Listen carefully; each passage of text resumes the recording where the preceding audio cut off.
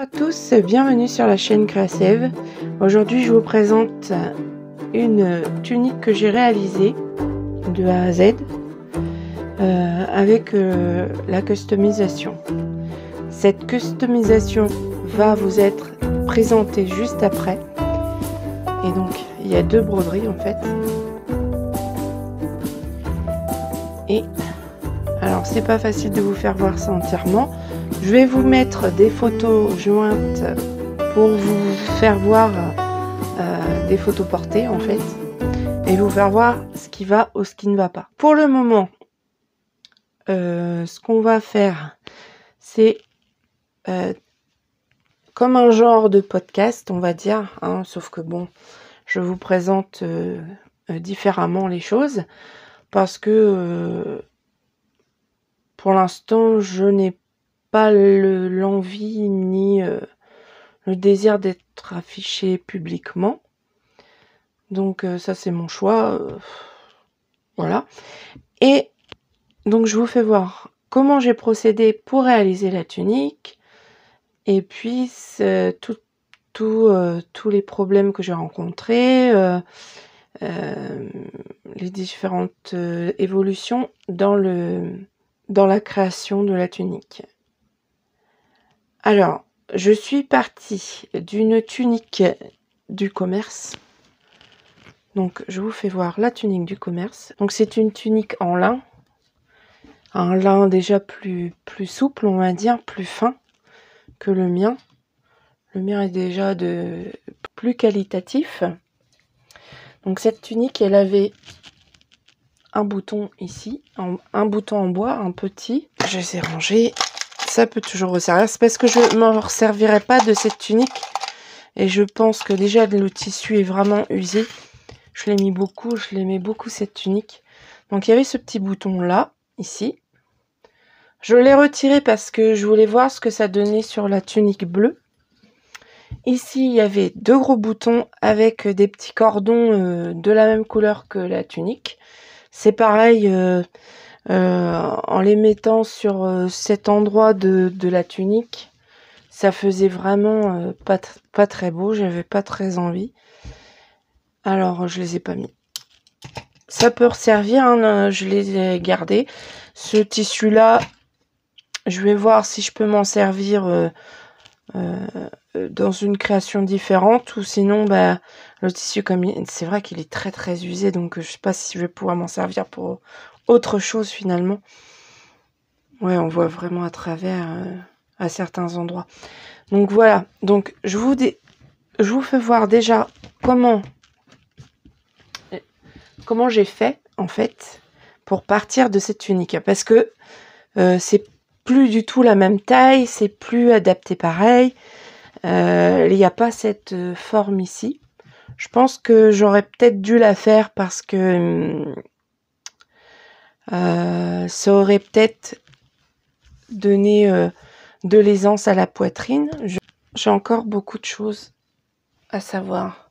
Donc voilà, au niveau des épaules, déjà j'ai changé la carrure parce que je trouvais que quand je mettais mes épaules, c'était... Bah, si vous voulez, cette tunique-là, elle m'allait au niveau carrure. Seulement, j'ai pris de la poitrine et ça ne m'allait plus à ce niveau-là.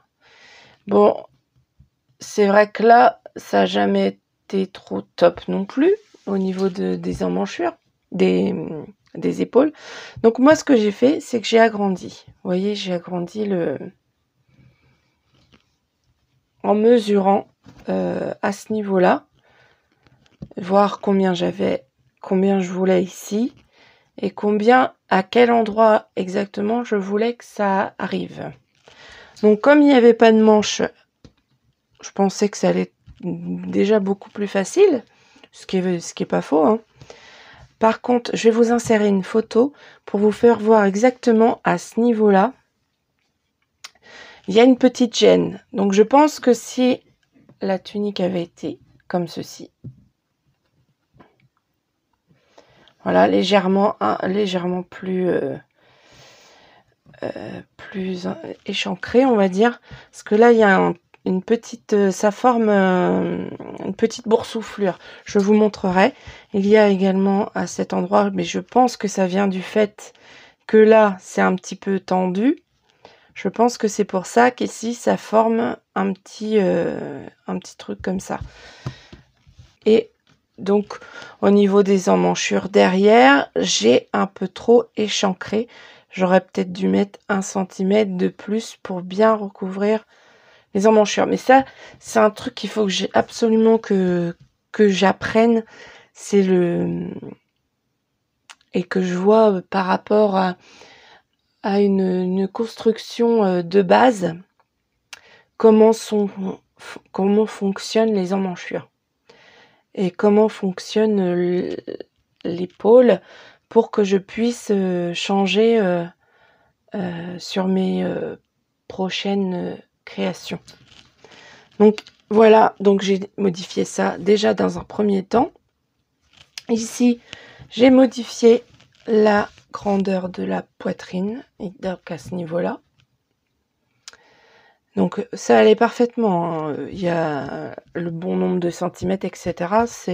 Vous verrez au niveau des hanches, du ventre, etc. Ça allait très bien, vu que c'est franchement aisé. J'ai mis exactement la même chose. Donc franchement, les modifications sur ce patron, c'est essentiellement au niveau des emmanchures et au niveau des épaules. Le col, non, je crois, attendez, je vais vérifier. Oui, j'ai dû modifier le col. On voit que l'arrondi n'est pas tout à fait le même. Oui, j'ai moins creusé le... Ah oui, tiens, je me rappelais plus de ça. Donc j'ai moins creusé la profondeur de l'encolure. Après, sinon, comment c'était construit, voilà, on avait un empiècement au niveau de l'encolure, encolure dos, encolure devant. Ici, juste un rabat. C'est exactement ce que j'ai refait ici, hein. J'ai fait aussi un empiècement pour l'intérieur et l'extérieur. Alors, vous voyez qu'ici, ça, c'est des petites techniques pour pas que ça... Bon, déjà, ça s'est tenu avec la broderie. Mais j'ai fait des points également pour pas que je sais pas si vous voyez. Je vais vous le présenter de plus près. Donc, c'est des points grossiers, hein. Des points invisibles. Vous voyez, ça se voit pas de ce côté-là. Si on regarde et si on voit, c'est vraiment un tout petit point. Oh, je suis même pas sûre qu'on le voit, la caméra. Non. Donc, j'ai fait ça pour maintenir l'empiècement en place, parce que sinon, ça peut très vite s'échapper du truc et faire vraiment très moche. J'ai fixé dans la couture, en fait, dans chaque couture, j'ai fixé un point que j'ai fait directement à la machine, comme ça. J'ai fait un aller-retour. Vous voyez, on le voit ici. Donc, il faut bien le faire sur l'endroit et positionner son aiguille dans l'interstice, en fait. Comme ça, vous faites un point ici et ça vous maintient à ce niveau-là l'empiècement. J'ai fait la même chose dans la couture du dos, parce qu'il y avait 2 pièces pour le dos. Habituellement, c'est vrai qu'on peut avoir qu'une seule pièce pour le dos. Ici, il y en avait 2. Ensuite, ici, ça m'a pas posé trop de problèmes. J'ai simplement, vous voyez, j'ai ouvert les coutures pour poser les arrondis, pour que ça fasse bien plat, en fait. Pour placer vos fronces, en fait, logiquement, quand c'est une surface, on va dire une jupe, vous avez par exemple le cercle. Vous allez placer de manière à ce que ce soit que les côtés soient identiques.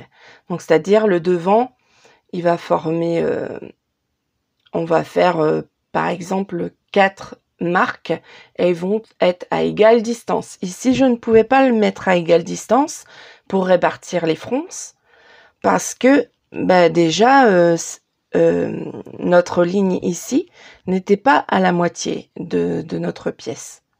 Donc j'ai dû procéder à un petit calcul pour répartir les fronces. Donc ça, Sinon, ici, c'est juste une parmenture, vous voyez. Ici, on la voit bien. Donc la parmenture, au départ, j'ai fait donc un patronage sur une toile assez épaisse, plus épaisse que celle-ci. Et j'ai eu du mal à placer cette parmenture, alors qu'ici, je n'ai absolument pas galéré. J'ai refait en fait cette forme et j'ai rajouté la valeur de couture de chaque côté en fait, pour que là, il y ait une couture et pour que là, ça dépasse. Et après, il ne me restait plus qu'à fixer ici cette particularité de cette tunique. Dans le dos, on a 2 pièces, vous voyez, très simples. Hein. Donc ça, le dos, j'ai pas eu trop de changements à faire. Ah oui, ce qu'on a aussi, alors moi j'ai souvent ce défaut-là. Ici, j'ai dû faire ma couture plus grande. Et c'est-à-dire, quand j'ai repris sur l'envers, parce qu'en fait, ça, je vais vous montrer, parce que ça le fait encore... Non, je crois que ça le fait plus. Ça faisait en fait un bec ici, c'était plus large. Donc moi, j'ai repris, vous voyez, la couture est plus grande ici qu'ici. Là, j'ai 1 cm de couture. Et là, je suis venue corriger mon défaut, en fait, sur le côté, en faisant... parce que ça baillait, en fait. Hein. Donc, j'ai juste refait une couture ici, où là, je suis partie de sous l'emmanchure, et j'ai rejoint ici. De toute façon, ça se voit parce que j'ai pris du fil blanc, et ici, j'ai du fil bleu. Donc, vous voyez, c'est pour corriger ce défaut. Voilà. Donc, les images qui vont suivre, je les ai tournées déjà il y a un moment. Et ça va être la présentation de la customisation, la réflexion de tout ce que j'ai ajouté. Voilà, les broderies, le dessin de la broderie que j'ai réalisé. Et puis, je vous dis comment j'ai fait les recherches, etc. Donc, j'espère que vous allez faire un bon visionnage. Alors, c'est pas un tuto, hein, c'est juste vous faire voir comment j'ai pu réaliser cette broderie. Et puis, si jamais vous êtes intéressé par la broderie, je peux vous la transmettre sans souci. Il suffit de me le mettre en commentaire et il n'y a pas de souci, je vous l'enverrai. Alors, on s'arrangera bien entendu. Soit sur Instagram, vous pouvez me rejoindre sur Instagram. Je vais vous mettre en barre d'infos mon compte Instagram. Là, vous pourrez voir également aussi tout ce que je fais, soit en tricot, soit en couture, ou alors en toute autre création en fait. Hein. Je fais pas que de la couture et du tricot, mais c'est ce que je fais le plus. Donc, je poste des photos régulièrement de tout ce que je fais. Donc, si vous voulez aller voir, eh bien, vous êtes les bienvenus. Donc, je vous laisse pour le visionnage du reste. Ici, je voulais faire une broderie. Je sais pas, quelque chose qui descend. Ou... je sais pas encore trop si ça... je vais faire descendre sur la bretelle ici. Et du coup, j'ai du ruban blanc, mais j'ai que cette largeur-là. Parce que je voulais la faire en blanc. Donc, soit avec une broderie toute blanche. Donc les fleurs blanches, les tiges de feuilles blanches, etc. J'ai même ça qui est plus écru que blanc. Donc je sais pas si on peut se servir. Là je vous fais voir un petit peu ce que j'ai. J'ai du bordeaux, j'ai d'autres couleurs. Est-ce que je fais tout en blanc ou je mets de la couleur? J'ai des petits rubans comme ça avec du blanc, mais soit des notes de violet, soit des notes de rouge. Et puis après il y a les fils de broderie style tout blanc, comme celui-ci, qui sont quand même un petit peu satinés, on va dire. J'ai du coton perlé, mais il va pas y avoir de blanc. Et enfin, j'ai du fil DMC, tout blanc également. Il y a même du bleu avec, pour le prime. Enfin, ça, c'est pas grave. Donc, soit tout blanc, j'ai même des restes. Celui-là est même... Ouais, celui-là est blanc, mais celui-là, il est crème. Donc, ça serait plutôt blanc que crème. Et puis, ben voilà. Après, ouais, j'en ai encore d'autres. Donc, oui, ces deux-là sont de la même couleur. Donc, après, j'ai de quoi faire en blanc. Et j'ai celui-là qui a un fini plus satiné, plus... vous voyez, par rapport à l'autre. Il brille. Voilà. Et celui-là, non. Donc après, il ne reste qu'à trouver ou à réaliser moi-même un dessin pour créer une broderie sympathique. Alors, je voulais juste la faire partir d'un côté, soit sur ce côté-là, soit sur ce côté-là, et ou alors directement un ensemble là. Non, je pense que j'aime mieux le fait qu'ils partent de là et qu'ils tombent comme ça, enfin voilà, qu'ils s'éparpillent en fait. Donc ce que je vais faire, c'est prendre du papier et faire les tracés comme si je prenais mon patron en fait. Et sauf que là je vais refaire cette forme là parce que moi le but c'est de retracer et de faire un dessin qui s'éparpille comme ça. Voilà, je vais faire quelque chose comme ça. Alors pour cette broderie, on va dessiner. Donc là j'ai fait les contours du côté où je veux dessiner. Et du coup, ici, je vais réaliser un dessin pour la broderie. Donc je m'appuie de différents modèles sur internet, sur Pinterest exactement. Et ici j'avais envie de faire un petit papillon. Je sais pas si ça va faire un peu enfantin, du coup je sais pas trop. Je sais pas ce que ça va donner, donc je sais pas si je dois faire un essai avant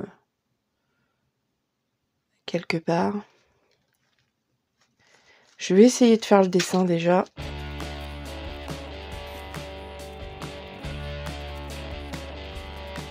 Je crée mon dessin, mais je sais pas si ça va être joli.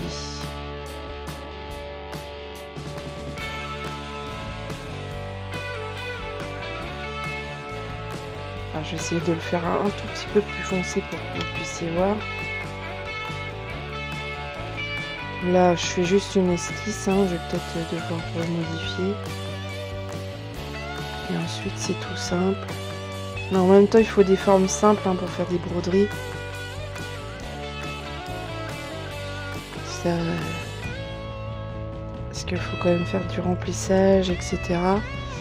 À moins que on fasse que les contours. Après, ça dépend de notre envie.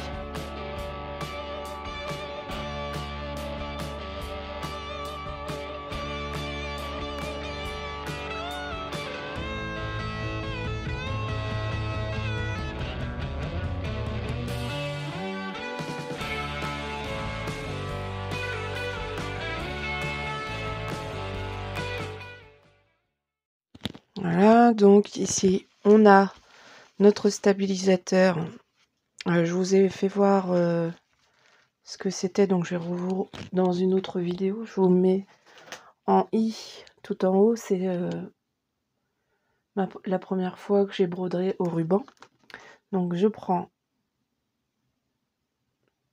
du film Avalon, c'est du stabilisateur. Après il y en a d'autres marques, hein. Moi c'est sur les conseils de Ludivine Rose, alias Rose et Baldelaine. Elle, Rose et Baldelaine, je crois. Je vous remettrai le nom au pire, hein, dessous. Donc ici je prends mon stylo friction, s'il veut bien marcher, fonctionner. Et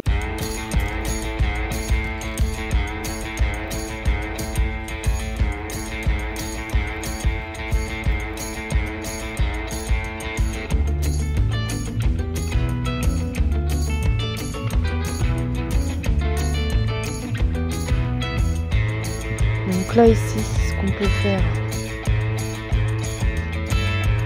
alors c'est juste un dessin de contour que j'ai eu, mais celui-là non, c'est moi qui ai créé le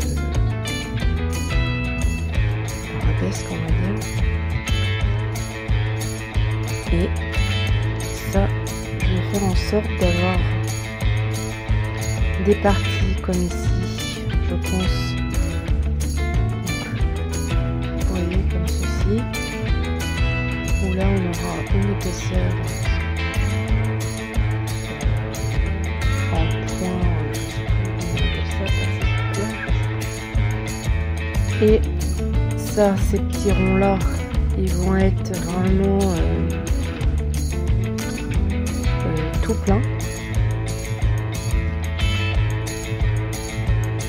Là c'est pareil.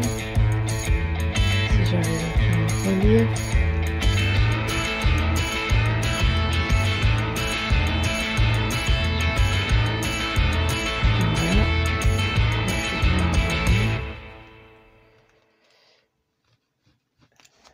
Voilà. Ici, dedans, il y a une forme comme celle-ci. On peut s'amuser également à faire des petites formes sympas.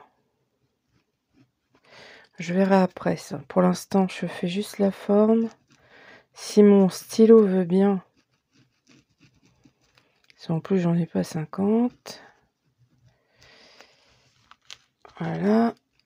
Et là, je fais soit cette fleur-là, soit je fais carrément d'autres fleurs.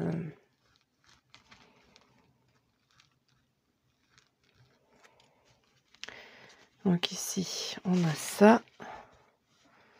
Soit je laisse comme ça, soit je rajoute la petite chose ici. Moi, je pense que c'est bien comme ça. Ça fait peut-être justement moins lourd, parce qu'après, ça va faire trop lourd. Ça, on va pas tout remplir, parce que là, ça va faire vraiment trop mâche-toc. Et du coup, je vais pas faire de fleurs ici, mais je vais en faire une là. Je pense. Alors ici, je sais pas encore ce que je vais faire, si je vais refaire une fleur comme ça, ou si je fais pas du tout cette fleur-là et je refais une fleur totalement inédite. Donc, je vais réfléchir à tout ça et on se retrouve après.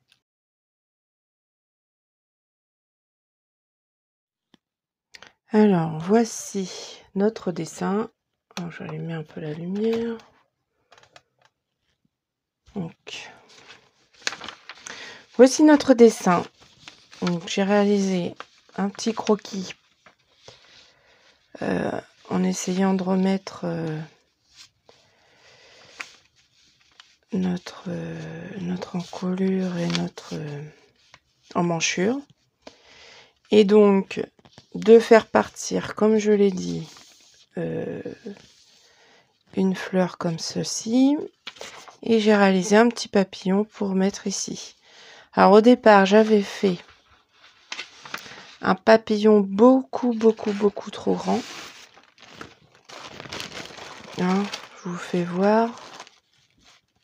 Donc c'est ça aussi, hein, il faut pouvoir faire plusieurs essais pour voir ce qui nous convient le mieux. Parce que là, je me suis dit, mais ça va être énorme.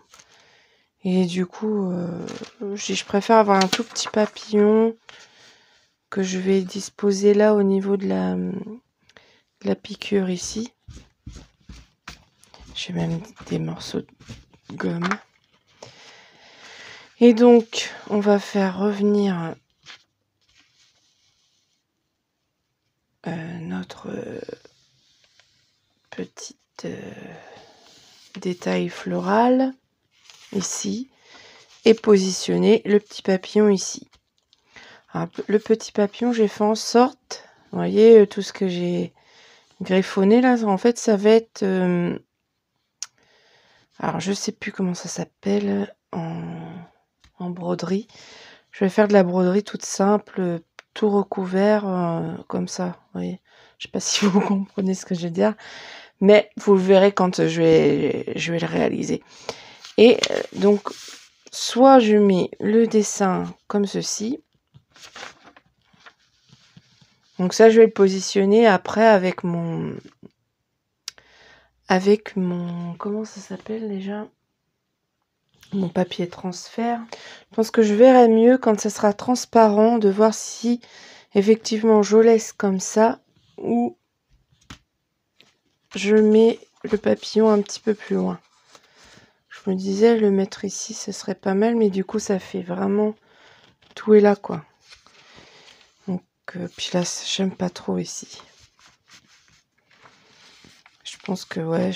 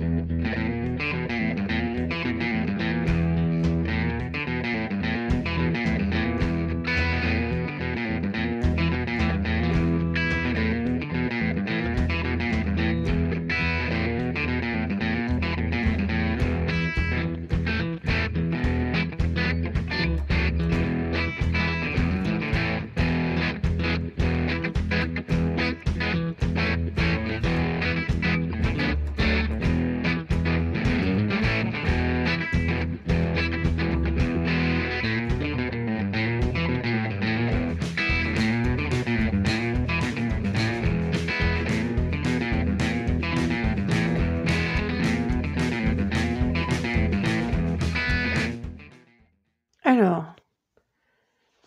on a notre broderie maintenue à l'aide d'épingles pour le moment.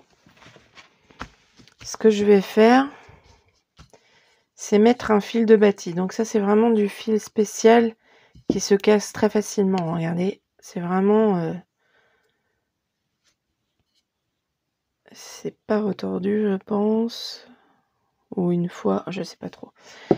Mais c'est du fil exprès pour faire du fil provisoire en fait. Donc on va prendre une aiguillée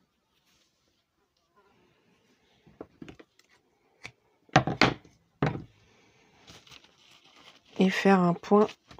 Donc on fait un nœud forcément. Un point très large.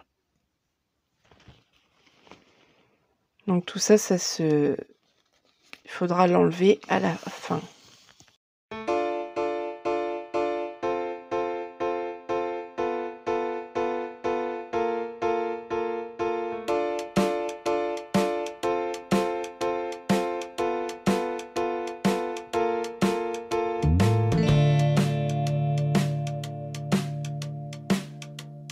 Voilà. Donc là, on place bien pour qu'il n'y ait pas de plis. On peut retirer les épingles. À présent, on va se servir d'un métier à broder, appelé aussi cercle à broder. Alors, j'ai que celui-là pour l'instant. Voilà, on va essayer de le placer au mieux. On va déjà commencer par cet endroit. Voilà, donc on fait attention, on tend bien le tissu. Donc ici, on va faire un point de tige sur les petites tiges. Donc pour cela, on va prendre le fil blanc. Donc ce fil blanc, alors c'est le S5200. Donc là, c'est un fil vraiment satiné. Voilà, on prend deux brins. Parce qu'en fait, sur un écheveau comme celui-ci, il y en a 6. Mais pour un point de tige de brin, c'est assez. Ça, c'est le truc que j'aime pas trop faire. À chaque fois, je me retrouve avec des nœuds.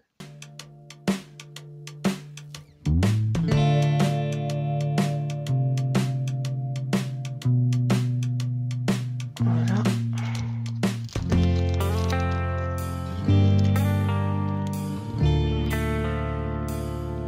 Voilà. Je vous fais voir quand même. Je ne sais pas si je m'y prends bien. Ceux qui s'y connaissent en broderie peuvent me conseiller.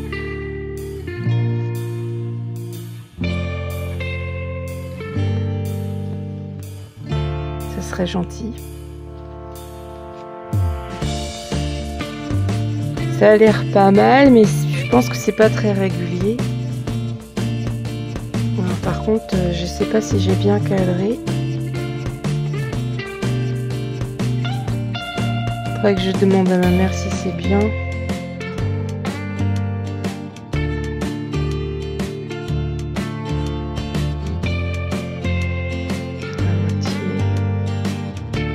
Et plus loin. Il faut toujours que ce fil-là soit bien en bas. Alors là, le fil est mal placé. J'essaye de tirer. Placer correctement le fil, voilà. Et je continue tranquillement.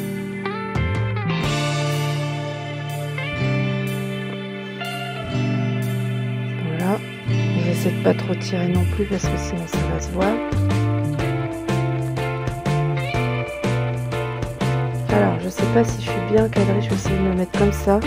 Ça évitera que je sois à bout de bras et du coup vous ne voyez rien. J'en ai fait plein quand j'étais petite. C'est fou parfois les souvenirs, on a du mal à se rappeler de certaines choses. Ça par contre, ça, je me rappelle, mais alors le point à chaque fois, j'ai du mal à me souvenir par où ça commence. Comment on doit faire. Je suis même pas persuadée que ce soit la bonne solution. Là en fait j'ai un point, mais c'est par rapport à mon livre de broderie au ruban, donc il faut me voir avec un ruban et c'est pas tout à fait la même chose. Donc là je vais arrêter au niveau du commencement de la fleur et je finirai plus tard en fait. Donc là je vais m'arrêter en piquant derrière. Alors pareil, je vais faire un double nœud parce que ça va passer en machine. Donc il faut pas que ça se démonte. Je vais même en faire un triple.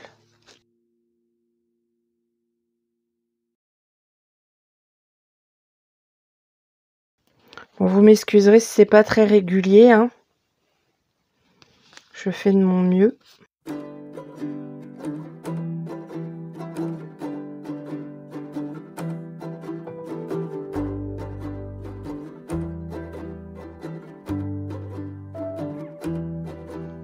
Alors ici on va faire du point de tige, un petit point spécial pour remplir ici, et là on va faire un remplissage aussi autrement pour varier les plaisirs. Donc là je commence sur la gauche.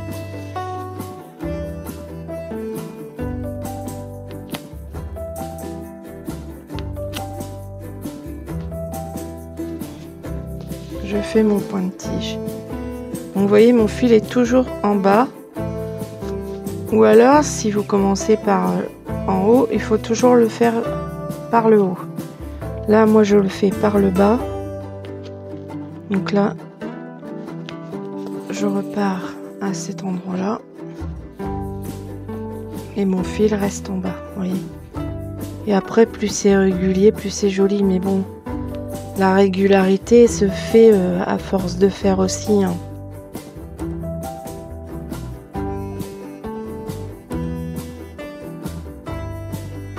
Ça commence à être un petit peu plus régulier. Là, j'ai fait un essai ici, mais c'est beaucoup moins joli qu'ici. Donc, c'est vrai qu'il faut le temps de se lancer. Hein. J'aurais peut-être dû essayer déjà sur un petit bout de tissu, comme m'a dit ma mère. Il faut toujours écouter sa mère. Faire un essai. Mais bien oui. On a tellement envie de faire que on fait pas l'essai.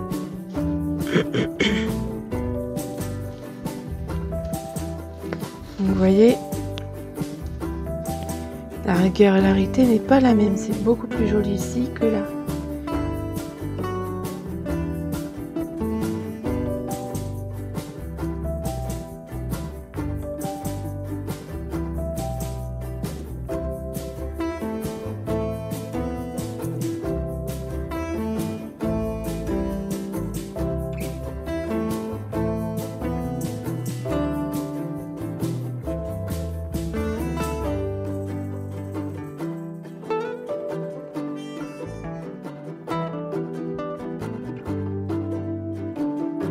Peut-être que j'aurais dû mettre trois brins sur pour faire un remplissage plus net.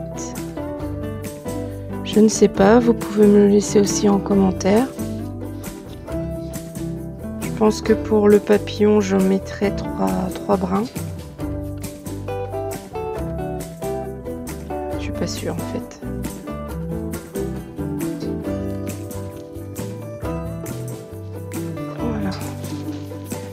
Donc on fait la même chose sur les 1, 2, 3, 4, 5. Donc les 4 autres pétales.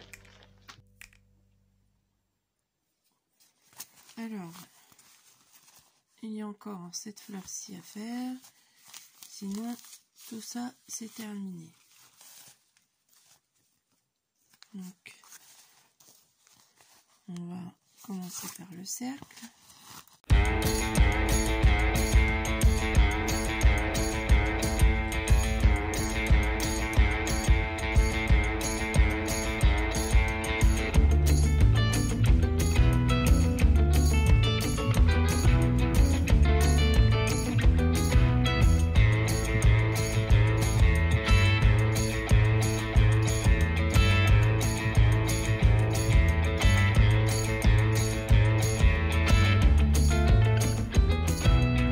J'essaie de suivre la forme des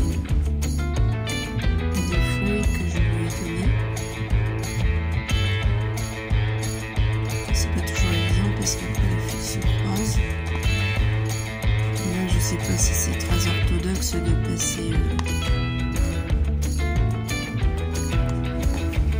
par-dessus en fait l'autre fil.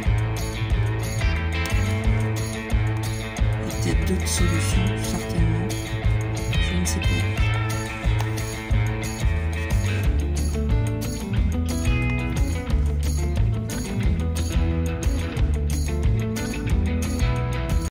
Alors, nous sommes arrivés au point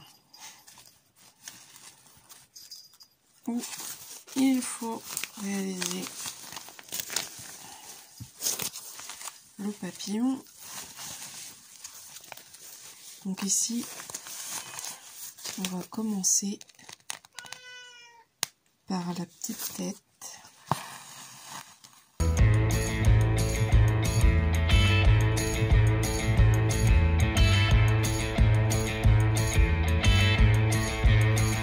Bon, finalement, je réussis le deuxième. C'est bête que j'ai pas fini, forcément.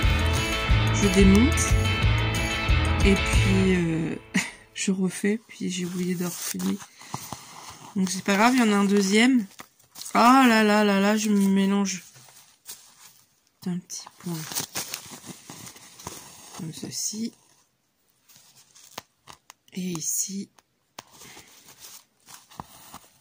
je vais refaire mon point de nœud. Donc, je vais maintenir.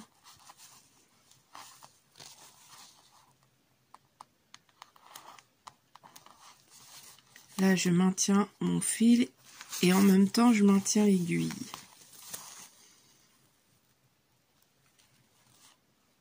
Voilà.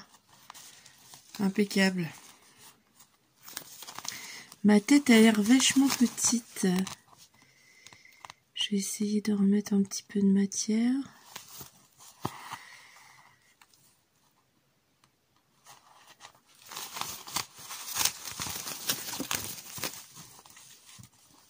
C'est pas évident à cet endroit-là.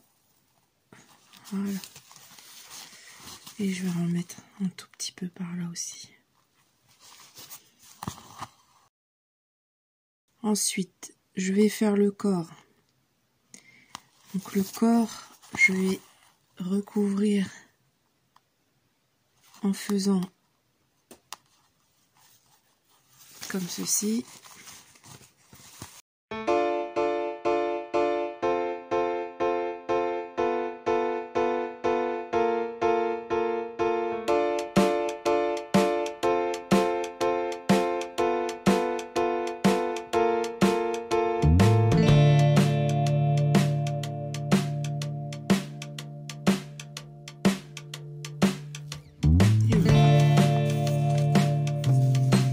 Là, ça m'a l'air pas mal déjà. C'est sympa. Enfin, je trouve. Vous me direz en commentaire ce que vous en pensez. Là, je vais repartir ici.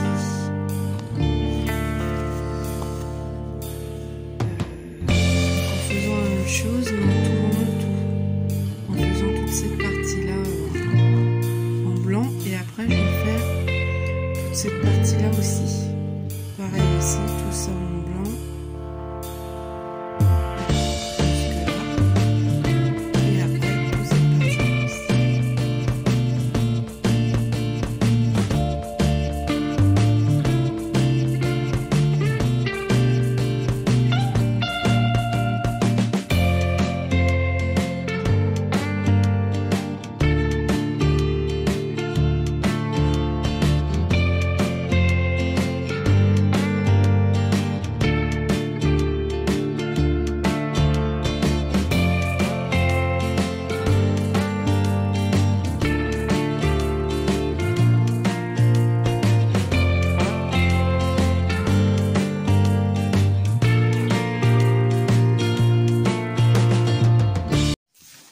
Bon, à présent que la broderie est terminée entièrement, voilà, on va retirer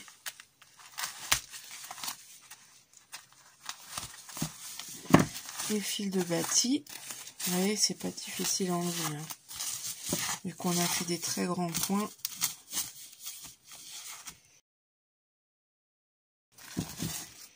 Je vais retirer le surplus pour éviter de gaspiller. Si jamais, ça peut servir pour une petite broderie. Voilà, et le reste, je vais le mettre dans l'eau pour faire partir. Alors, voilà ce que ça donne une fois que ça a été lavé. Je sais pas si c'est le papier hydrosoluble, mais mon fil est devenu un peu plus rêche. Donc du coup, je vais laver entièrement le vêtement en machine pour voir si ça change ou pas. J'ai fait une nouvelle broderie, donc toujours un peu sur le même thème. Et du coup, là, il faut que j'enlève ça et je passe tout en machine. Et après, je vous refais voir ce que ça donne, si ça a changé à ce niveau-là, parce que là, franchement, c'est devenu très rêche. C'est pas le même toucher, quoi. En fait, ça, c'est très doux. Et ça, c'est rêche. Alors, je sais pas si c'est le film hydrosoluble. On va voir. Je vais laver ça en machine. Et je vous tiens au courant. Ce que ça donne une fois lavé. Donc, on voit nettement que la broderie est redevenue comme avant, en fait. Hein. La brillance est revenue. Donc, il faut bien la nettoyer, quoi, en fait. Hein. Faut la laver directement en machine. Et puis, voilà, quoi. Enfin, moi, j'ai rincé sous l'eau directement. J'avais fait sécher. Parce que comme mon tissu était lavé. Et en fait, après, je l'ai repassé en machine. Ici, alors, ce qui s'est passé ici, c'est que j'ai voulu essayer de retirer le papier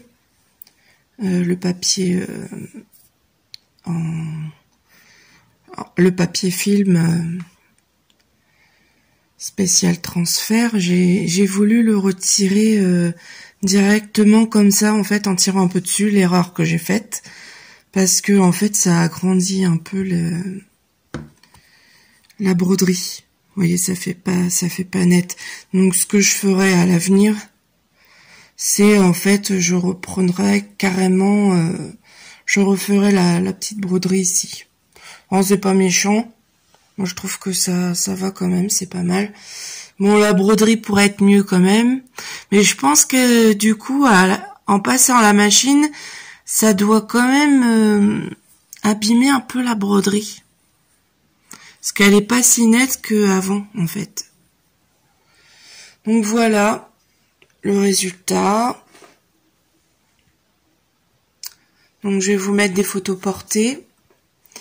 Et puis, ben...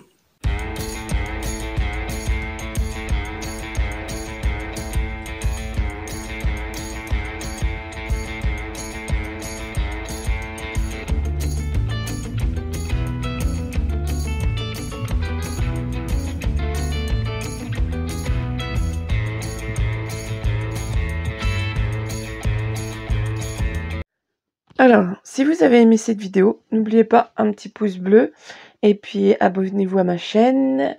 Et aussi, n'oubliez pas aussi, si vous voulez recevoir toutes les notifications, d'activer la cloche de notification et de la mettre sur toutes les notifications.